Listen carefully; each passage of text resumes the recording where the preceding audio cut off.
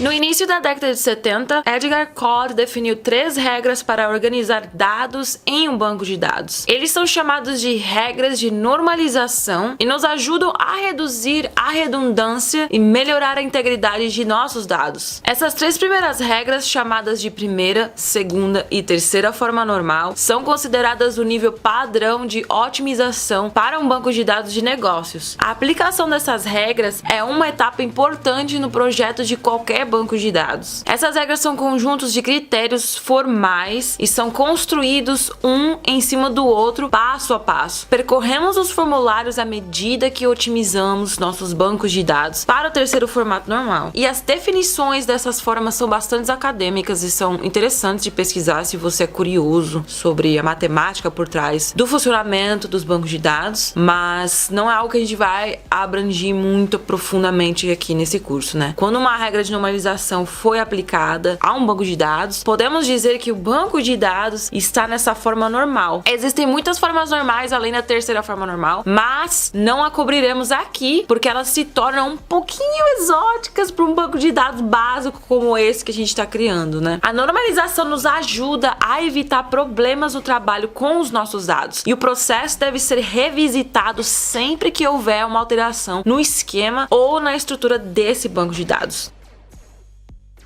A primeira forma normal requer que os valores em cada célula sejam atômicos e que as tabelas não tenham grupos de repetição. Isso significa que cada campo em cada tabela possui apenas um valor e que não há colunas representando tipos repetidos de dados para cada linha. A primeira forma normal costuma ser estendida para incluir a ideia de que não há linhas duplicadas em uma tabela. Isso também sugere que a forma das linhas e colunas não é importante para os dados. As tabelas primárias que estamos usando já satisfazem a primeira forma normal, mas vamos dar uma olhada nas maneiras pelas quais podemos ter construído as tabelas que não satisfazem isso. Nesse primeiro exemplo, entendemos a tabela do cliente com 3 colunas para pratos favoritos, mas esses são grupos repetidos e isso viola a primeira forma normal. Uma outra abordagem poderia ter sido colocar todas as chaves de pratos em uma lista de uma célula. Este também é um grupo de repetição, portanto, viola a primeira forma normal. Para resolver esse problema, removeríamos os grupos de repetição de uma lista em uma célula ou de várias colunas e criaríamos uma outra tabela que satisfaça a primeira forma normal. E assim a gente pode conter esses valores de uma forma normalizada. Em seguida, vincularíamos as tabelas com um relacionamento entre suas chaves. E é assim que projetei esse banco de dados desde o início. As violações da primeira forma normal são geralmente muito fáceis de detectar no início do processo do design. Sempre que você colocar vários valores em uma célula ou criar colunas que terminem com um número como o prato favorito 1 ou o prato favorito 2 e assim por diante, ainda temos um pequeno problema, no entanto. Nossos pratos do pedido que ligam à tabela poderiam ter grupos de repetição também. Um cliente pode ter pedido mais de um prato de um pedido. Portanto, teríamos 2 ou mais linhas com o mesmo ID de pedido e ID de prato. Essas são linhas duplicadas repetidas. E para corrigir isso, poderíamos adicionar um valor único para cada linha e essa tabela também. Isso funcionaria como uma chave primária e, embora não estejamos usando agora, fazer isso faz com que a tabela de ligação satisfaça a primeira forma normal. Iremos prosseguir e adicionar um valor como este a outras tabelas da ligação também. Até agora, nosso banco de dados foi projetado de forma que a sequência real de linhas nas tabelas não importa. Então, nossa tabela de pedidos possui possuem um campo de data e hora, que é o valor único que pode determinar a sequência cronológica dos pedidos. Portanto, não importa como as próprias linhas são organizadas nas tabelas, a sequência em que as linhas ou colunas aparecem nunca deve importar em uma tabela. Se você achar que está contando com a sequência de linhas ou colunas, esse é outro sinalizador vermelho. Se a sequência em que os registros foram inseridos for importante, você desejará usar um valor único de incremento automático ou um carimbo de data, né, o timestamp, para poder indicar isso aí para você. E quando consultamos dados, nem sempre os obtemos de volta na ordem em que aparecem em uma representação visual da tabela. A primeira forma normal é o ponto de partida para otimizar nosso banco de dados.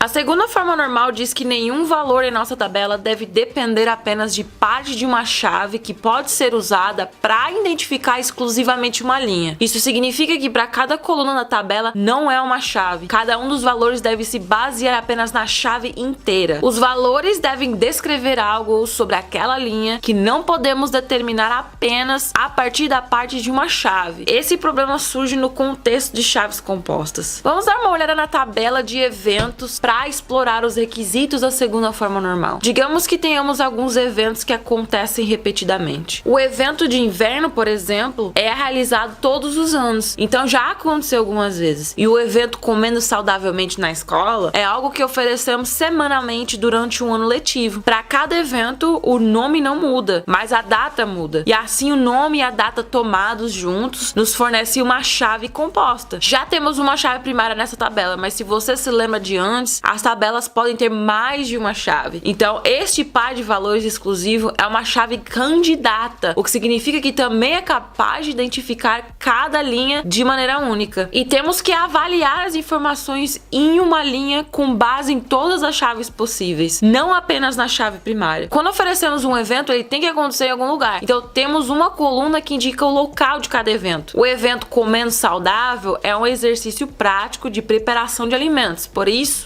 sempre acontece na nossa cozinha de ensino. Já o evento de inverno acontece no salão do hotel, como se fosse um saguão que tem para poder ter evento, né? Quando olhamos para essa tabela, podemos ver que a localização não depende da chave candidata completa. Para os eventos de inverno, sabemos onde o evento será realizado, e é isso apenas com base no nome do evento, que é apenas parte da chave composta. A data aqui não importa, e sempre oferecemos a aula de alimentação saudável na cozinha da escola. Portanto, esse valor de localização também não depende da chave completa. Na verdade, depende apenas da parte dessa chave candidata. Para que essa tabela esteja em conformidade com a segunda forma normal, precisamos criar uma nova tabela com uma chave para o evento em um local correspondente. Agora, a tabela de eventos tem valores que dependem da chave completa. E a nova tabela localização de eventos reflete o fato de que cada evento é realizado em apenas um lugar. O local agora depende do nome do evento. Só por saber o nome do evento, podemos saber onde ele será realizado.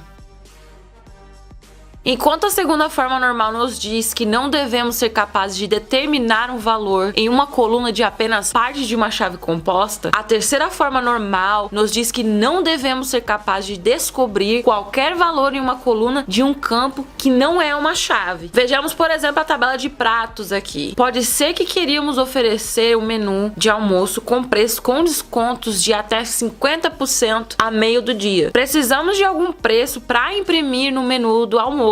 Então podemos adicionar uma coluna aqui ao lado do preço que reflita o preço do almoço de cada um de nossos itens. E aí dessa forma, quando imprimirmos os nossos menus normais, usaremos o preço, e quando imprimirmos os menus de almoço, usaremos o preço do almoço, que tem um desconto de 50%. E assim, quando imprimimos o preço dos nossos mini cheeseburgers aqui, por exemplo, em vez do preço total de $8, estaríamos listando a $4, porque a gente tem aqui, né, 50% do valor. Projetar uma tabela dessa maneira viola a terceira forma normal. Como sabemos que o preço do almoço é apenas metade do preço normal, podemos descobrir essa informação a partir do preço normal. A coluna de preço do almoço depende do campo não chave de preço, e isso é um problema. Não estamos apenas desperdiçando recursos ao armazenar essas informações, mas telas disponíveis aqui significa que alguém poderia editar o preço em uma coluna, mas não na outra. Então nossa regra de negócios de oferecer 50% 50% de desconto em tudo, não seria mais satisfeita. Claro, se você quiser oferecer preços de almoço com descontos muito específico para itens individuais nesse menu, você pode ter uma coluna exclusiva para isso também, né? A diferença aqui é que definir um preço que não seja baseado em uma regra geral significa que os dados dessa coluna não dependem mais de um outro campo não chave. Se um valor que você está armazenando puder ser derivado de algum tipo da regra de outro valor na tabela, isso é uma violação da terceira forma normal. Mas se o valor não puder ser derivado de outro campo, se ele descrever algo exclusivo para aquela linha, não é uma violação. Você também pode usar uma tabela separada onde indica os preços do almoço para esses itens específicos. Não faremos nada disso nesse banco de dados porque seguiríamos a regra de que tudo no menu está pela metade na hora do almoço. Então, uma vez que todas as suas tabelas satisfaçam a primeira, segunda e terceira forma normal, o banco de dados é normalizado para a terceira forma normal. E isso ajuda a garantir que seu banco de dados tenha baixa duplicação, alta integridade e seja durável ao criar, atualizar, ler e excluir entradas.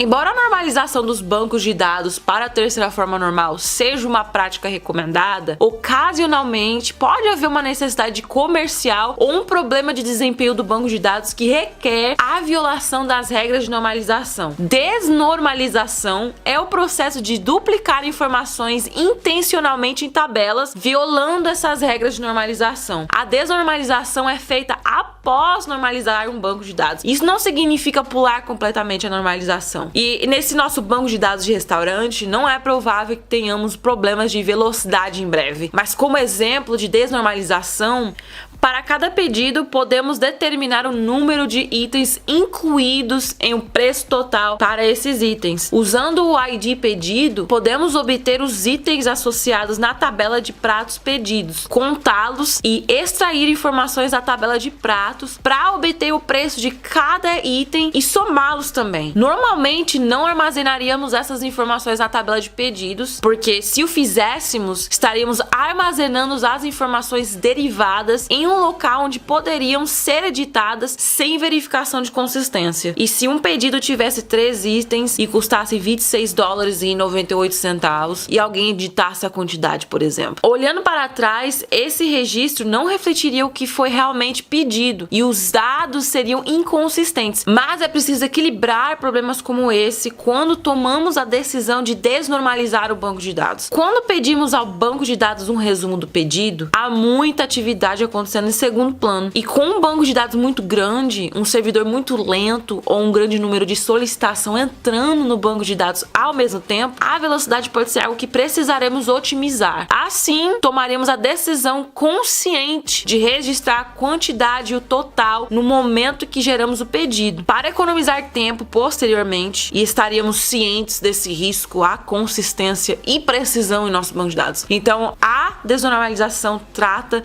de compensações. Normalmente, um ganho de velocidade para uma redução na consistência. E essa é uma decisão que você precisará tomar com base em seus próprios requisitos de negócio.